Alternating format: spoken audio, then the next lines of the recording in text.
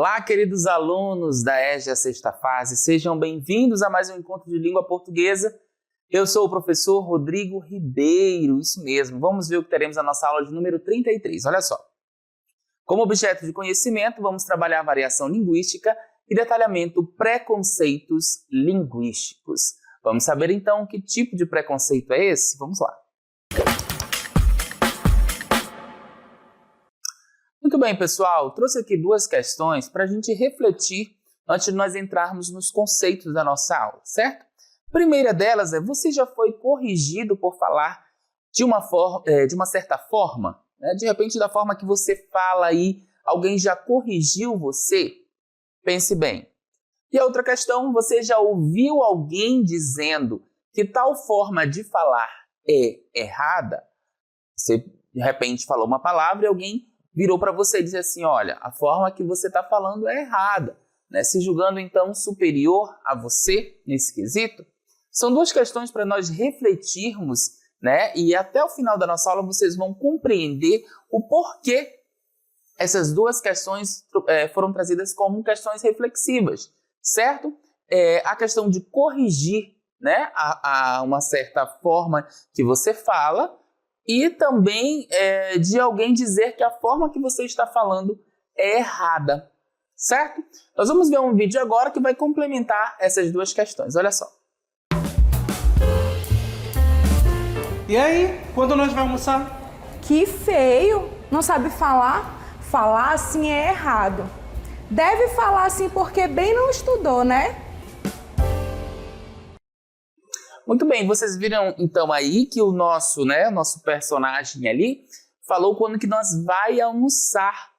E aí a outra moça, né, vai e responde, deve falar assim porque não estudou, certo? Então, percebam que houve uma correção nessa fala, e ao dizer que o rapaz não estudou, ela estaria ali dando a entender que ele estava falando de uma forma errada, certo? Mas percebam que nesse momento nós conseguimos compreender o que ele estava falando, não é isso? Nós conseguimos ter ali a dimensão então do que ele estava falando, o entendimento, a interpretação do que o personagem falou.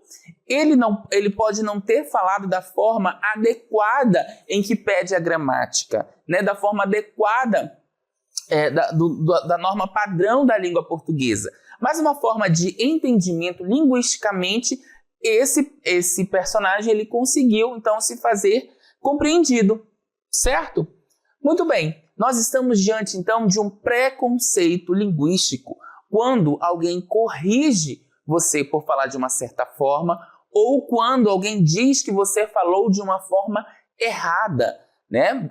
Se coloca ali como superior à sua fala e comete o preconceito linguístico, certo? E nós vamos ver então o que é o preconceito linguístico. Olha só, preconceito linguístico é a discriminação, atenção a esse termo aí, ó, discriminação que uma pessoa sofre por causa da forma como fala ou escreve. Não é só na fala também, não é só na fala não, tá? Na escrita também. Especialmente quando essa forma não segue as regras da norma culta da língua portuguesa. Foi o que eu acabei de falar para vocês. Então, acontece o preconceito linguístico, né? Quando a pessoa ali que não tem total domínio, né, das regras da norma culta da língua portuguesa, tanto falando ou escrevendo, sofre essa discriminação. Certo? Continuando, esse tipo de preconceito está ligado a ideias equivocadas. Vejam, esse preconceito, né, faz parte então de ideias equivocadas de que há uma forma certa e errada de falar. Ou seja, há o que é certo e o que é errado na forma de falar, e isso aí acarreta esse preconceito, tá bom? E acaba que acontece essa desvalorização das variações linguísticas regionais, sociais e culturais presentes no Brasil. Nosso Brasil, ele é imenso, né? Nós temos aí temos 5 regiões brasileiras e diversos estados e municípios. E se a gente for passar por todos esses estados e municípios do nosso Brasil, nós vamos perceber peculiaridades de cada falante ali daquela determinada região. Então, quando eu digo, né, que há uma forma certa e uma forma errada de falar, eu estou desvalorizando essas variações regionais, né? Essas variações da nossa língua, aí, sejam por uma região, né? Seja pela sociedade, seja pela cultura que nós temos no nosso país. Nós vamos ver agora o trecho de uma obra, que é uma obra incrível da nossa literatura brasileira, que vocês vão ver que já foi escrita há algum tempo atrás, mas já trazia, não em específico a temática do preconceito linguístico, mas já trazia aí reflexões sobre esse tipo de preconceito. Vamos ver. No meio do sertão castigado pela seca, uma família luta para sobreviver. Sem destino certo, sem esperança clara, apenas caminhando. Talvez dê pra gente ficar aí um tempo. Se tiver água. Eu sou um homem forte, mas sou só um bicho bruto. Se tivéssemos uma cama de couro, se ao menos tivéssemos algo só nosso. Eu sou um bicho. Eu não sou gente.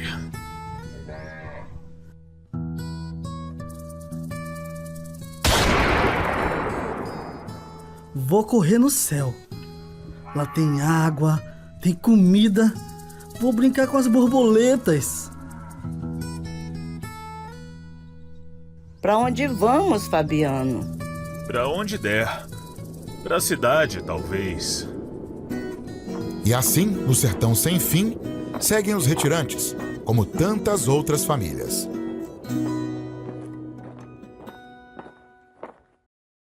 Muito bem, então nós vimos aí um trechinho, né, da obra de Graciliano Ramos, chamada Vidas Secas. Temos então aí retirantes, né, que estão saindo ali do sertão brasileiro, e nós podemos perceber na fala deles algo muito peculiar da região do Nordeste, né, do sertão.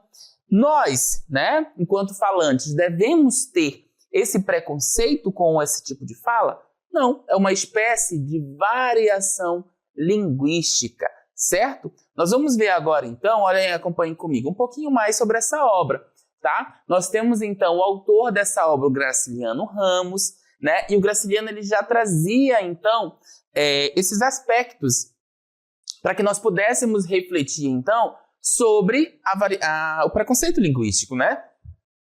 Essa obra dele, Vidas Secas, que vai mostrar como temática aí a realidade do sertão nordestino e as dificuldades dos retirantes, né, que estavam se mudando para outro lugar. Então ele mostrou a realidade, né, desse sertão nordestino e essas dificuldades dos nossos retirantes. Vamos continuar. A obra, né, Vidas Secas, do Graciliano Ramos, ele apresenta o preconceito linguístico por meio da forma como os personagens se expressam, né? Vocês puderam perceber ali, especialmente Fabiano, que é o protagonista dessa obra. Continuando.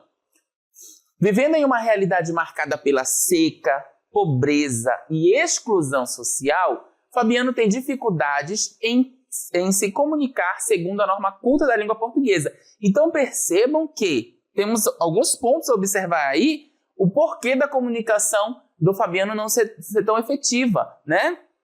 Desculpa, ser efetiva não. Ele ter dificuldades nessa comunicação.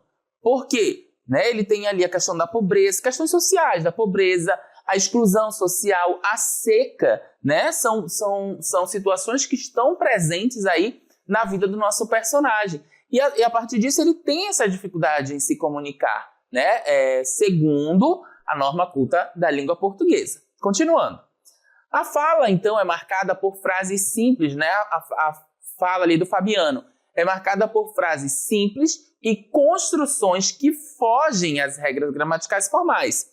No entanto, isso não indica a falta de inteligência, mas sim as condições sociais e educacionais às quais ele foi submetido. Então vejam que não é porque ele tinha esse problema, essa dificuldade na comunicação, né, ali que fugia às regras gramaticais formais que é pedido, isso não quer dizer que ele não tinha inteligência. Vocês lembram lá do nosso primeiro vídeo, em que a moça fala ali, né? Fala assim porque não estudou. Não é referência, não é desmerecendo a inteligência, mas sim as condições, quer dizer, ele não era falta de inteligência, as condições sociais e educacionais às quais ele foi submetido, né, no sertão brasileiro, enfim. Temos essa situação aí como, né, pano de fundo para esse tipo de linguagem, né, que era utilizada ali pelo nosso protagonista. Continuando. O preconceito linguístico aparece quando essa forma de falar é vista como inferior ou errada, desconsiderando que ela reflete uma variação legítima da língua, coerente com o meio em que o personagem vive. Assim, a obra denuncia como a sociedade marginaliza indivíduos com base em sua forma de falar, revelando que por trás do julgamento linguístico existe um preconceito social muito amplo, né? Mais amplo, na verdade, preconceito social mais amplo. Ou seja, você fala errado, você está à margem da sociedade, por isso que é marginalizado, né? Você está à margem dessa sociedade, você está ali no cantinho, você está excluído, certo? É isso que o nosso texto quer dizer. Vamos continuar, então. Nós vimos, então, uma obra, né, feita em prosa, do nosso... É Graciliano Ramos, isso mesmo. Graciliano Ramos, Vidas Secas. E agora nós vamos ver a mesma temática, né? Traz reflexões do preconceito linguístico, mas na obra de Oswald de Andrade, olha só. Muito bem. Temos o preconceito linguístico na literatura brasileira dentro da poesia. Vimos lá na prosa, agora vamos ver na poesia. Do autor Oswald de Andrade, o livro Pronominais. E a temática desse livro é uma denúncia social. Quando a gente fala de denúncia social dentro dessa obra, o Oswald de Andrade ele traz essa questão do preconceito linguístico. Ele faz essa denúncia social à forma de falar, né? Que as pessoas se acham superiores nessa forma de falar. Vamos dar uma olhadinha então em pronominais? Olha só. Percebam que pronominais, dê-me um cigarro, diz a gramática, do professor e do aluno e do mulato sabido. Mas o bom negro e o bom branco da nação brasileira dizem todos os dias, deixa disso, camarada, me dá um cigarro, né? Então, olha só o que o pronominais fala aqui pra gente. O próprio título, ele fala da questão da colocação do pronome, né? Que é o dê-me, certo? E também o me dá, né? Quando eu digo assim, dê-me um cigarro, o que o Oswald de Andrade está querendo dizer? Que na gramática, o que diz a gramática aqui do professor e do aluno, né? E do mulato sabido? É dê-me um cigarro, ou seja, a norma culta da língua portuguesa está sendo empregada, né? Quando eu digo aqui para vocês, dê-me um cigarro, né? A norma culta está sendo empregada. Mas, né, o que pede a gramática. Mas o bom negro e o bom branco, né, que são aquelas pessoas mesmo ali do dia a dia, né, da nação brasileira, do povo brasileiro, dizem todos os dias, deixa disso, camarada. Ou seja, essa fala, né, da colocação pronominal correta.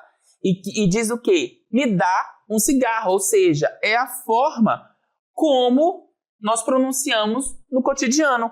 Me dá um cigarro ao invés de dê-me um cigarro, certo? Então,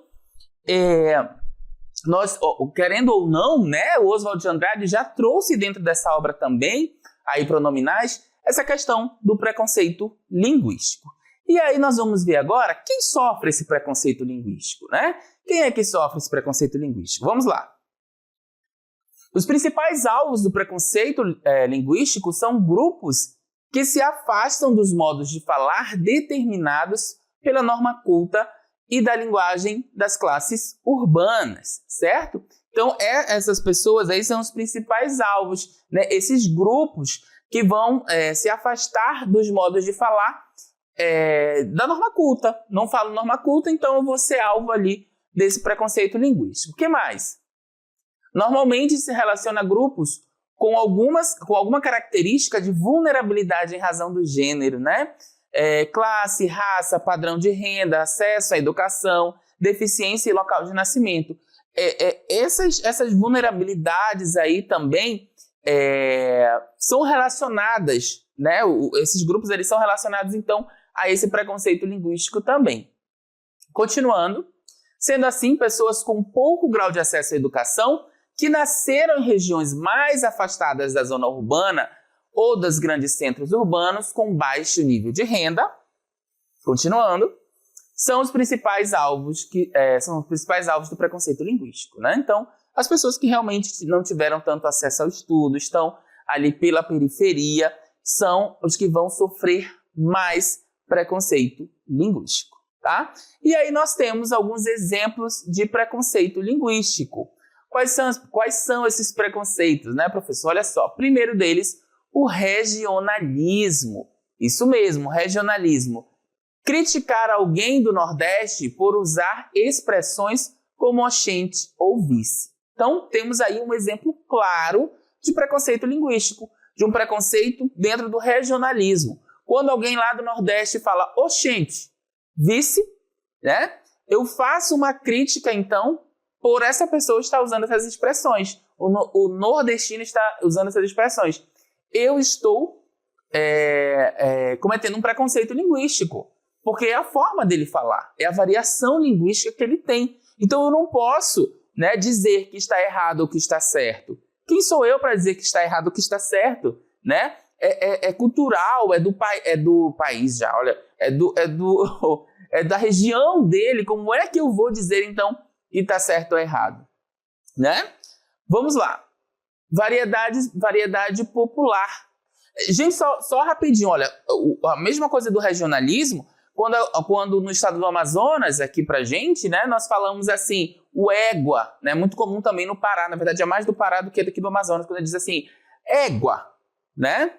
O égua, eu vou dizer, fulano tá usando a expressão égua, tá errado. Não tá errado. É uma forma que nós utilizamos a palavra égua aqui dentro da nossa região norte, né, que é muito utilizada. Então, não é uma forma errada de falar, é uma forma regional, né, daquela região ali. Temos também o preconceito linguístico da variedade popular, ó, desvalorizar falas como nós vai. Lembram lá do nosso vídeo do início? Pois é, nós vai, ou as crianças estão brincando, comuns em comunidades menos escolarizadas, ou seja, não usar o plural, né, não conjugar corretamente o verbo, e aí vem da variedade popular, certo? É muito comum nessas comunidades que não têm tanta escolaridade. Então, isso é uma forma de preconceito linguístico também. Outra forma, o sotaque, né? Imitação pejorativa de sotaques do sul, norte, centro-oeste ou interior do país. Às vezes você fica repetindo, né, esse sotaque aí, imitando de forma pejorativa mesmo, né? Quando você diz, guri, né? Por quê? Imitando ali o pessoal do sul ou do norte, né? Repete, é uma palavra que a gente utiliza muito aqui no norte ou no centro-oeste. Quando você começa de forma pejorativa imitar esses sotaques, você também está cometendo preconceito linguístico. Mais uma forma, correções humilhantes. Eita, que agora aqui tocou num ponto-chave, tá? Correções humilhantes. Corrigir alguém publicamente por falar algo como para mim fazer, em vez de para eu fazer, com tom de superioridade, né? É como se eu estivesse aqui conversando com alguém e aí eu dissesse assim, fulano é para mim fazer, e aí a pessoa vai e grita comigo, né? De uma forma assim superior. Não é para mim fazer, é para eu fazer. Você está cometendo também um preconceito linguístico, é uma forma humilhante de você estar corrigindo aquela pessoa. Eu tenho certeza que todos vocês agora, depois dessas aulas maravilhosas de língua portuguesa que vocês estão tendo, vocês estão aprendendo, né, com determinado grau de escolaridade que vocês têm, que o certo é para eu fazer, certo? Então, de nenhuma forma, você vai ouvir outra pessoa falando para mim fazer e vai, de forma humilhante, corrigi-la. O que é mais correto? Você repetir a frase da forma correta, né? Se alguém chega para mim e diz assim, fulano é para mim fazer, você repete, né? Mas será que não seria para eu fazer? É uma forma mais, né, mais educada de você, então, corrigir essa palavra. E da mesma forma, se a pessoa entender, ela já vai pegar ali o fio da meada e vai falar da forma correta.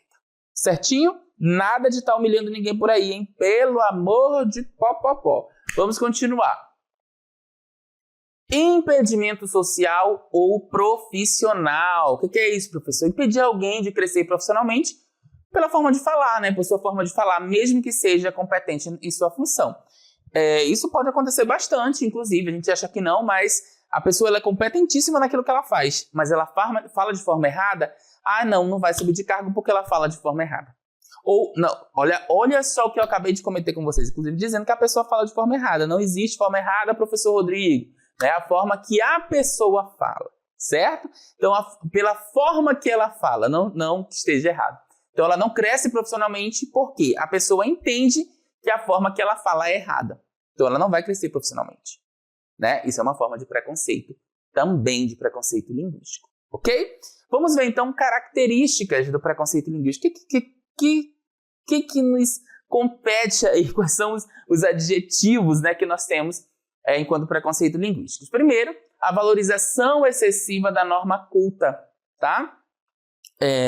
Nós temos aí, as pessoas valorizam demais, né, a norma culta, porque tem que falar conforme a gramática, e você precisa ter valorizar essa norma culta. Então, é uma característica do preconceito linguístico. A outra é o quê? A desvalorização das variações linguísticas. O que significa isso, pessoal? Olha só. É você simplesmente deixar de lado as variações linguísticas e dizer que somente uma forma de falar está correta. Ou seja, você desvaloriza como o nordestino fala, como o sulista fala, como o nortista fala, né? E nós não podemos fazer com que isso aconteça, que tenha essa desvalorização. Porque o nosso país é muito grande, gente. Nós moramos no Brasil, e o Brasil também tem uma infinidade de formas de falar, de gíria, né? De forma das pessoas se comunicarem, né? Não só com gírias, mas enfim, com outras formas também. Então nós não podemos desvalorizar essas variações linguísticas de forma nenhuma, certo? Outra característica do preconceito linguístico é o julgamento social pela forma de falar. Inclusive lá, acabamos de ver quando a pessoa não consegue ascender profissionalmente porque ela fala de forma errada. De forma errada não, professor, né? Ela não é que ela não fala conforme a norma culta da língua portuguesa. Tá vendo? Olha só como já está tão intrínseco aí no nosso cotidiano essa questão de dizer que a pessoa fala errada. Tá? Olha só, por exemplo, eu tenho aqui um operador de câmera, né? Uma pessoa que é craque no que ela faz, né? Ela domina tudo, mas ela não consegue colocar aí a norma culta da língua, né, para se comunicar. Ou seja, eu estou fazendo um julgamento social, né, pela forma que aquela pessoa fala, né? Estou julgando ali aquela pessoa. Então, isso também não pode acontecer, mas é uma característica do preconceito linguístico. Outra característica, a ignorância da diversidade linguística, né? Eu ignoro essa diversidade linguística. Não, só tem uma forma, né? Não. Nós temos aí uma diversidade linguística no nosso país. Então, eu não posso ignorar isso, né? Eu tenho que entender que isso faz parte também aí de toda a sociedade brasileira. E, por último, o reforço de desigualdades sociais. É uma característica, então, do nosso preconceito linguístico, né? Reforçar as desigualdades sociais. Quando eu tenho aí várias, né, formas de pessoas dentro de uma sociedade, eu reforço essas desigualdades. Ainda assim, eu vou estar... quer dizer, é uma característica, né, do nosso preconceito linguístico, tá bom? Como que a gente combate, então, essas formas de preconceito, né? A forma de preconceito linguístico. Então, a primeira delas é o quê? Reconhecer a diversidade linguística. Nós precisamos entender que o Brasil é um país repleto aí, né, de formas de se comunicar. Então, nós precisamos reconhecer essa diversidade linguística para que não haja esse tipo de preconceito. Outra forma de combater o preconceito linguístico é a educação linguística crítica, né? O que é isso? É educar da forma que a pessoa se expressa linguisticamente, mas de uma forma crítica, analisar ali, né, a forma que as pessoas comunicam. E se ela teve a comunicação dela foi efetiva, ela conseguiu se fazer entender, ok, né? É lógico que tem determinadas ocasiões que você vai precisar ter a norma culta ali presente, mas dentro do nosso cotidiano, do nosso dia a dia, por que não, né, observar e ter aí esse cuidado, deixar então a linguística realmente fazer a parte dela. Outra forma de combater o preconceito linguístico é promover o respeito. Gente, isso aí faz parte de todo o nosso cotidiano, né? O respeito, ele precisa estar presente para que não haja nenhum tipo de preconceito racial, né? Preconceito linguístico. A gente precisa fazer com que o respeito se faça presente nessas ocasiões. E mais uma forma de combate ao preconceito linguístico é valorizar a cultura local, que muitas vezes a gente não faz. Eu não vou falar que nem fulano, porque fulano é do Amazonas. Eu não vou falar que nem fulano, porque fulano é do Ceará. E esquece de valorizar essa cultura local, né, que é tão importante para a gente. E por último, combater estereótipos. Isso mesmo, porque é nordestino, fala dessa forma, né? Porque é nortista, fala dessa forma. Porque é do sul, fala dessa forma. E do sudeste, fala porta, né? Então, esqueçam isso, né? Nós precisamos combater esses estereótipos, essa casca que tem assim por fora, né? E realmente conhecer a pessoa. A gente precisa combater essa forma também de preconceito linguístico. Entendido?